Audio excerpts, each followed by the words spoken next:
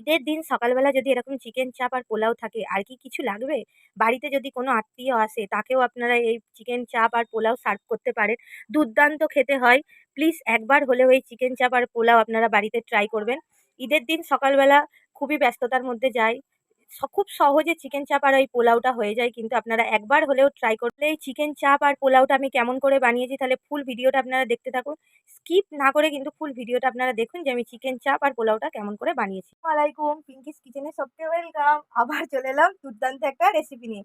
আজকের রেসিপিটা হচ্ছে ঈদ স্পেশাল চিকেন চাপ আর পোলাও।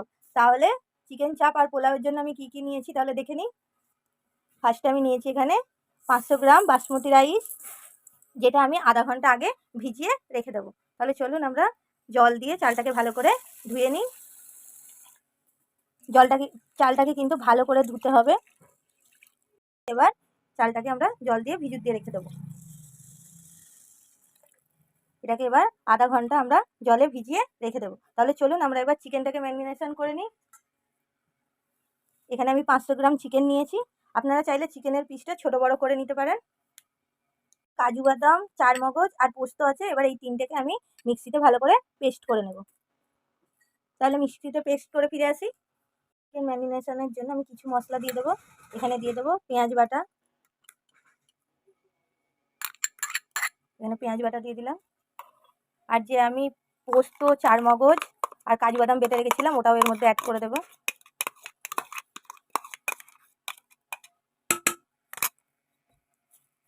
আর এবার এর মধ্যে দিয়ে দেবো আদা আর রসুন একসাথে পেস্ট করা আছে, এটা দিয়ে দেবো 2 টেবিল চামচ।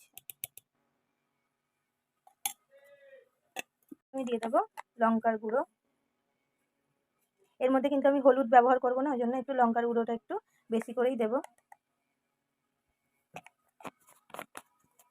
আর এর মধ্যে দিয়ে দেবো একটু ফ্লেভারের জন্য 1 চামচি কেওড়া জল আর 1 চামচি গোলাপ জল।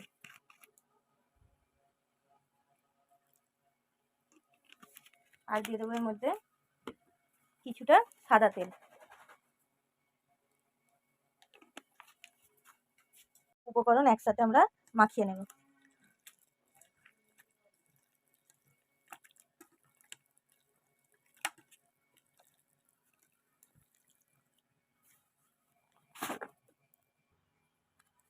এর মধ্যে দিয়ে দেবো এবার কিছুটা স্বাদ মতো লবণ দিয়ে ভালো করে এটাকে মিশিয়ে নেব।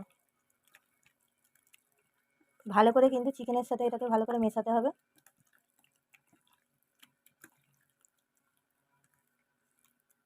দিয়ে এটাকে আমরা আধা ঘন্টা ম্যারিনেশনের জন্য রেখে দেবো। তাহলে আধা ঘন্টা পর আমরা ফিরে আসছি। আমি ফিরে এসেছি, দেখুন চালটা কি সুন্দর ফুলে ডবল হয়ে গেছে। চলুন এবার আমি মেন প্রসেসিংয়ে ফিরে যাই। ফ্লেমটা অন করে দিয়েছি। এবার একটা ননস্টিকের কড়াই বসিয়ে দিয়েছি। এবার এর মধ্যে দিয়ে দেবো, কড়াইটা একটু গরম হয়ে যাক। কড়াই গরম হয়ে গেছে। এবার এর মধ্যে দিয়ে দেবো সাদা তেল। তেলটা গরম হয়ে যাক। হয়ে গেছে। আমি এখানে সরু সরু করে পেঁয়াজ কুচিয়ে রেখে দিয়েছি পেঁয়াজ বেরেস্তা করার জন্য। এখানে 2টো বড় সাইজের পেঁয়াজ আছে। আমরা পেঁয়াজের বেরেস্তাটা করে নেব।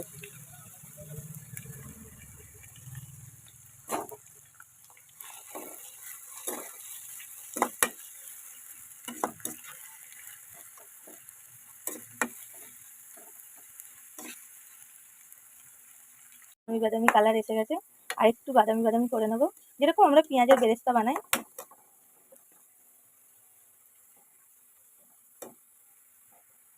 বেরেস্তাটা কিন্তু আমার হয়ে গেছে। এবার এটাকে তুলে নেব।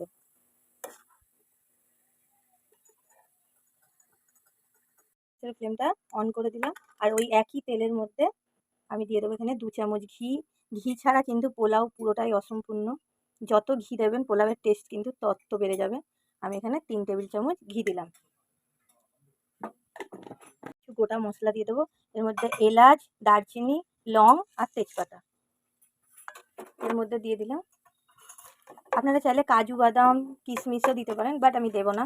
আমার ভালো লাগে না পোলাওয়ের মধ্যে কাজু বাদাম কিশমিশটা। হালকা এটা ভাজা ভাজা করে নেব।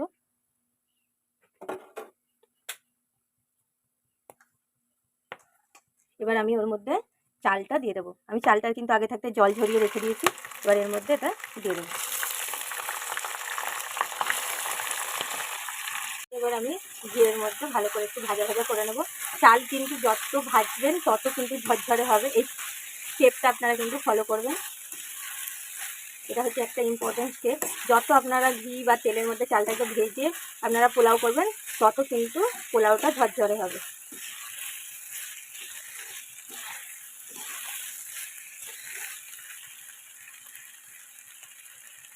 এটাকে আমরা হালকা চালটাকে ভেজে নেব। কিন্তু ভালো করে ভাজা হয়ে গেছে। এবার এর মধ্যে আমি দিয়ে দেবো দুধ। আমি এখানে 500 গ্রাম দুধ দিয়ে দিলাম। আপনারা চাইলে দুধের পরিবর্তে আপনারা শুধু জল দিয়েও করতে পারেন, বাট দুধ দিয়ে পোলাও রান্না করে একবার দেখবেন, এর টেস্ট কিন্তু দ্বিগুণ বেড়ে যায়। এখানে কিন্তু 500 গ্রাম চালটা আছে আর আমি 500 গ্রাম দুধ দিলাম, আর আমি 500 গ্রাম দেবো জল। দুধ দিয়েছি, এবার আমি 500 গ্রাম জল দেবো। আপনারা সবসময় এই আঞ্জাতটা ফলো রাখবেন, তাহলেই পোলাওটা কিন্তু ঝরঝরে হবে। যে আপনারা যেরকম চাল নেবেন তার দ্বিগুণ জল দেবেন। আপনারা যদি 1 গ্লাস চাল নেন তাহলে 1 গ্লাস চাল আর 1 গ্লাস দুধ 1 গ্লাস জল, তাহলে আপনারা 1 গ্লাস চালের জন্য 2 গ্লাস দুধ বা 2 গ্লাস জল ব্যবহার করবেন। সবসময় যে তুলনায় চাল নেবেন সেই তুলনায় আপনারা তার ডবলের জল, চাল নেবেন সেই তুলনায় ডবল জল দেবেন, তবেই আপনাদের পোলাওটা ঝরঝরে বা পারফেক্ট হবে। এবার এর মধ্যে আমি দিয়ে দেবো কিছুটা স্বাদ মতো চিনি, জাস্ট স্বাদ মতো দিয়ে দেবো চিনি, আর দিয়ে দেবো স্বাদ মতো লবণ। দিয়ে এবার এটাকে হাই ফ্লেমে, যতক্ষণ না চাল আর দুধটাই একটা বলক চলে আসছে ততক্ষণ আমরা হাই ফ্লেমে এটাকে ঢাকনা দিয়ে আমরা এটাকে হতে দেবো। তাহলে যতক্ষণ না এটা ফুটছে পরে আমরা ফিরে আসছি। দুধ আর জলটা ভালো করে ফুটে যায়, তারপরে আমরা ফিরে আসছি। আমরা খুলে দেখবো। দেখুন কত সুন্দর বলক চলে এসেছে। দেখুন ভালো করে এটা কিন্তু ফুটে গেছে। এবার এটাকে আমরা গ্যাসের ফ্লেমটা আমরা বন্ধ করে দেবো। বন্ধ করে এটাকে আমরা ঢাকনা দিয়ে এবার দমে এটাকে আমরা হতে দেবো। তাহলে আধ ঘন্টা পর এটা আমরা পরে ফিরে আসি। ভাতটা কিন্তু একবার আমি উপর নিচ করে নেড়ে দিয়েছি, দিয়ে আবার এরকম করে রেখে দিচ্ছি। চলুন আবার এটাকে আমরা চাপা দিয়ে রেখে দেবো। এরকম করে আপনারা পোলাও একবার বানিয়ে দেখবেন, খুবই ঝরঝরে হয় আর টেস্টি হয় কিন্তু। তাহলে চলুন আমরা চিকেন চাপটা রেডি করে নিই।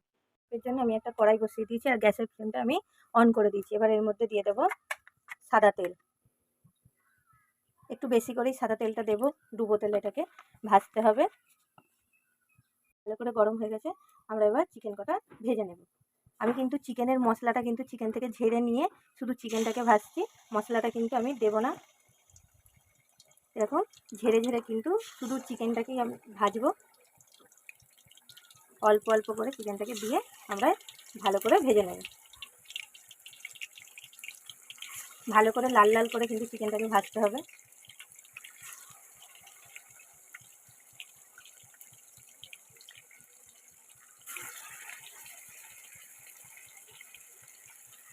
এটা কিন্তু একবারে হবে না, আমি দুবারে ভাজবো। তাহলে এই কটা ভেজে নিই, তারপর আবার আমি চিকেনটা সবটা ভেজে নেব।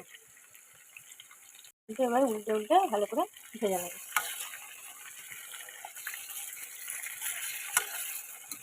লাল লাল করে কিন্তু চিকেনটা ভাজতে হবে।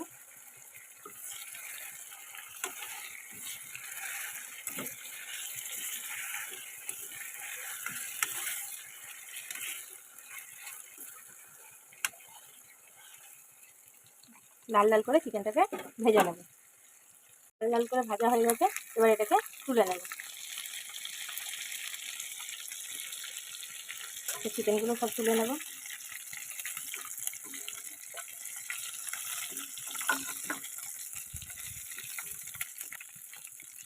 ওই একই তেলের মধ্যে আবারও চিকেনটাকে ভেজে নেব। সেমভাবে আবারও চিকেনটাকে ভেজে নেব।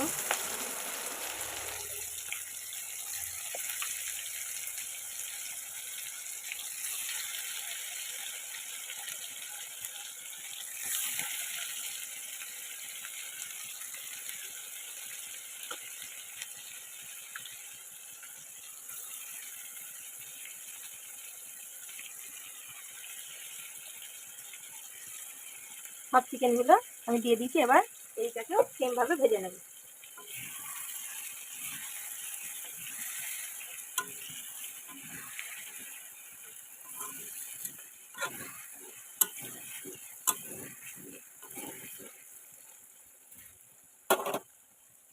ওটা চিকেন কিন্তু আমার ভাজা হয়ে গেছে, এবার এই চিকেনটাকেও তুলে নেব।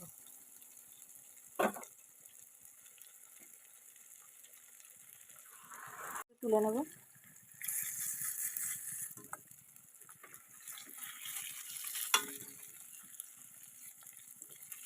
পরিষ্কার করে আমরা আবার ফিরে চলে এসেছি। এবার এর মধ্যে দিয়ে দেবো তেল। এটা কিন্তু সাদা তেল, যে চিকেন ভেজেছিলাম ওই চিকেন ভাজারই তেল এটা। একটু তেলটা একটু বেশি করেই দেব।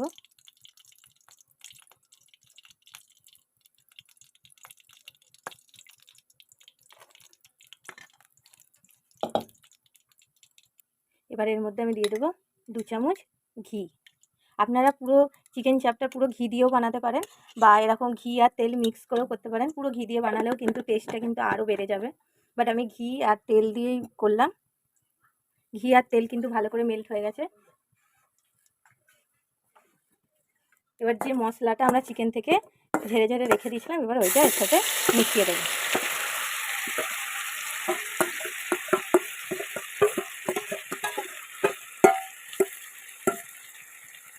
দিয়ে এবার এটাকে ভালো করে কিন্তু কষাতে হবে। মশলাটা কিন্তু কষানোতেই মেন, ভালো করে চিকেনের এই মশলাটাকে ভালো করে কষাতে হবে। দিয়ে দেবো সামান্য লবণ। লবণটা একটু কম আছে, আপনারা কিন্তু লবণটা অবশ্যই চেক করে কিন্তু দেবেন। দেখুন এখনই কিন্তু মশলা থেকে কত সুন্দর তেল ছেড়ে দিয়েছে, আর কতটা ইয়ামি কিন্তু এখনই দেখতে লাগছে। মশলাটা কিন্তু ভালো করে এটা কষাবো। যতক্ষণ না মশলা থেকে পারফেক্ট তেলটা ছেড়ে দেবে ততক্ষণ কিন্তু মশলাটাকে ভালো করে কষাতে হবে।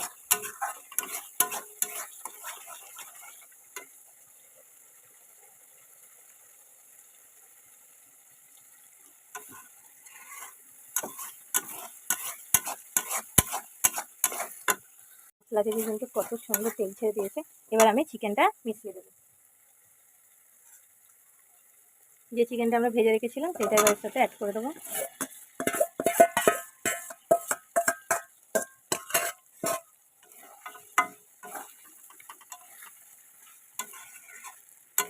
এর মধ্যে কিন্তু সামান্য একটু জল দেবো। মিক্সি ধোয়া জল, যে পোস্ত আর কাজু বাদাম বাটা মিক্সি ধোয়া জলটা এর মধ্যে অ্যাড করে দেবো।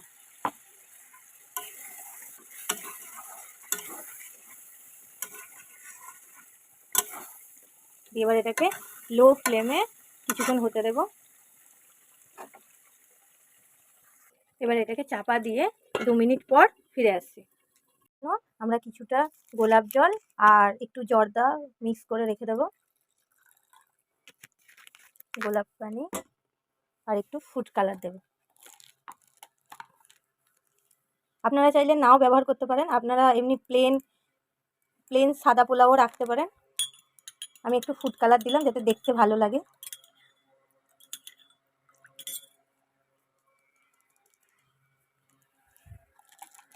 এবার এটাকে মিক্স করে দেবে।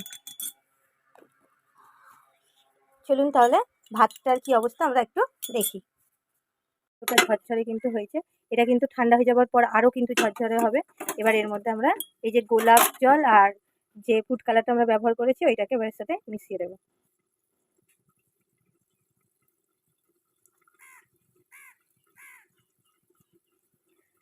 আর এর ওপর দিয়ে দেবো পেঁয়াজ বেরেস্তা।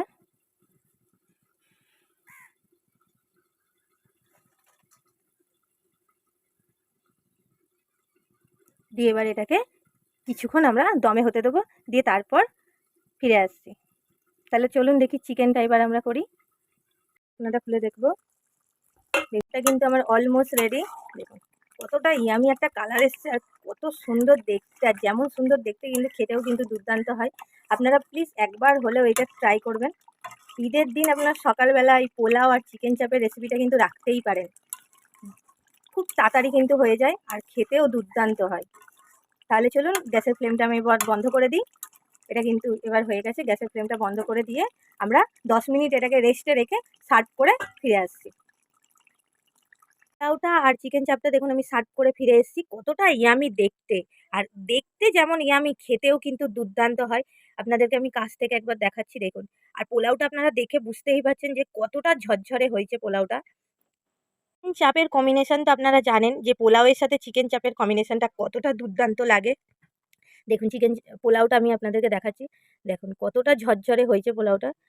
আপনারা প্লিজ একবার হলেও এই পোলাওটা ট্রাই করবেন। আর ট্রাই করে কিন্তু কমেন্ট করে জানাবেন যে পোলাওয়ের রেসিপিটা আপনাদের কেমন লেগেছে। আর চিকেন চাপটা দেখুন কতটা ইয়াম্মি দেখতে লাগছে চিকেন চাপটা। এইটা আপনারা চিকেন চাপ আর পোলাওটা কিন্তু আগের দিন রাত্রিরে বানিয়ে রেখে ঈদের দিন সকালবেলা সকালেও খেতে পারেন। দুর্দান্ত লাগবে খেতে। আর পোলাও আর চিকেন চাপটা তো খুব ইজিভাবে বানানো হয়ে যায়। তাহলে ঈদের দিনের সকালটা কিন্তু জমে যাবে না চিকেন চাপ আর পোলাও দিয়ে। চিকেন চাপ আর পোলাওটা আপনাদের কেমন লেগেছে অবশ্যই করে জানাবেন যে রেসিপিটা আপনাদের কেমন লেগেছে। তাহলে আজকের মতো এখানেই বাই। সুস্থ থাকবেন, ভালো থাকবেন। আবার ফিরে আসবো অন্য কোনো দিন অন্য কোনো রেসিপির সাথে। আল্লাহ হাফেজ।